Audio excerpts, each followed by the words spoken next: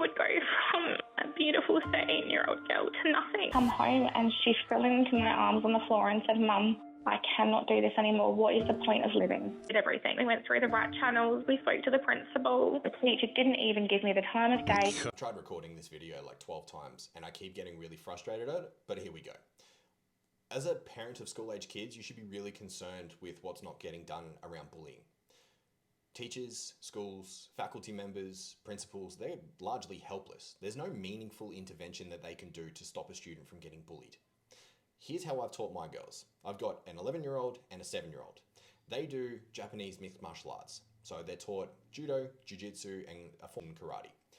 They know what it's like to go through self-defense drills. They're taught empowerment, communication, posturing, plus all of the martial art techniques with resistance. You can't put your kid into a martial art that's no contact. You can't put your kids into a martial art that is only touch sparring. They need to know aggression. They need to understand forced resistance against like a unwilling aggressor. If you don't have that as a foundation when it comes to martial arts, your martial arts is bunk. I've also taught them all about communication. We work so hard on nervous system regulation, communication strategies to be able to understand my world and your world and create a harmony between the two. So in the schoolyard, if things escalate, I've taught them this strategy. You tell the teacher, someone's getting bullied, you're getting bullied, you tell the teacher intervenes, puts them in detention, whatever happens. The next part is if it happens again, you go straight to the office and demand that I get a phone call to come down to the school so I can find out what the hell happened. From there, I will request a meeting with the principal and the other students' parents so that we can all have a dialogue together and get to the bottom of what's going on.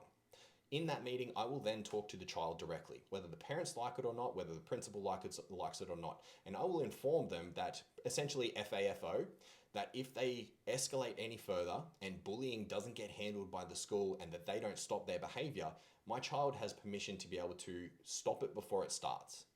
They will take them to the floor as fast and safe as possible, get in mount, and then essentially whilst that child who is the bully is flat on their back, crying victim, saying that they did nothing wrong, they will be lowered down a peg or two, or maybe 10 inside of the social hierarchy. They will go from being in this place of dominance to being in this place of submission where their entire worldview flips on its head, and the way that they're perceived in the schoolyard, they'll go from being the alpha to being the absolute beta, essentially.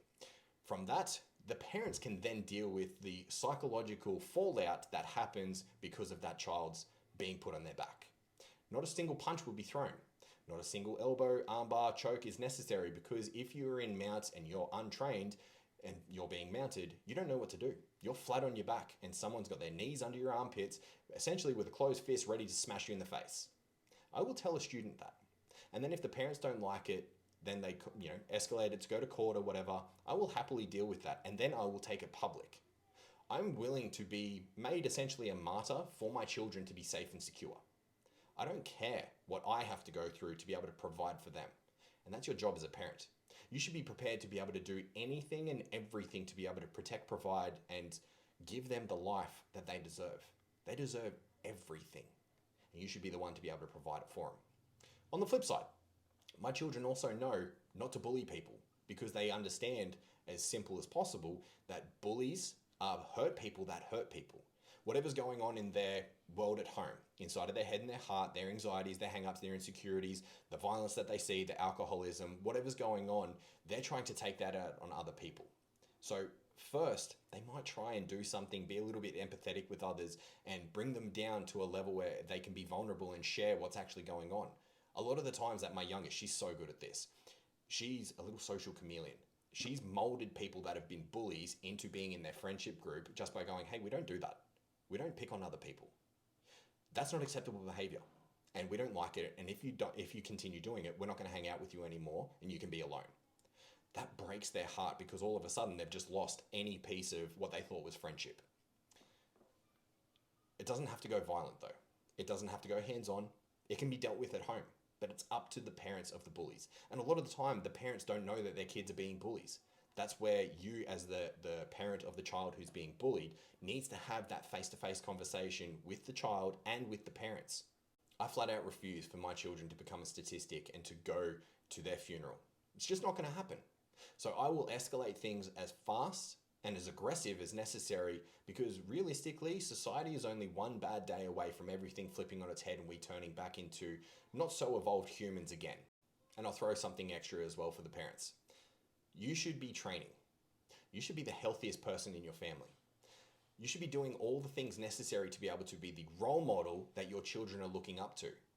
Train martial arts, lift weights, eat healthy food, go to sleep at a reasonable time, have purpose and meaning vast beyond your beliefs and dreams so that you can show them exactly the way forward. Those little sponges are paying attention to everything that you do, everything that you say, and everything that's not done and everything that's not said. Do with that as you will.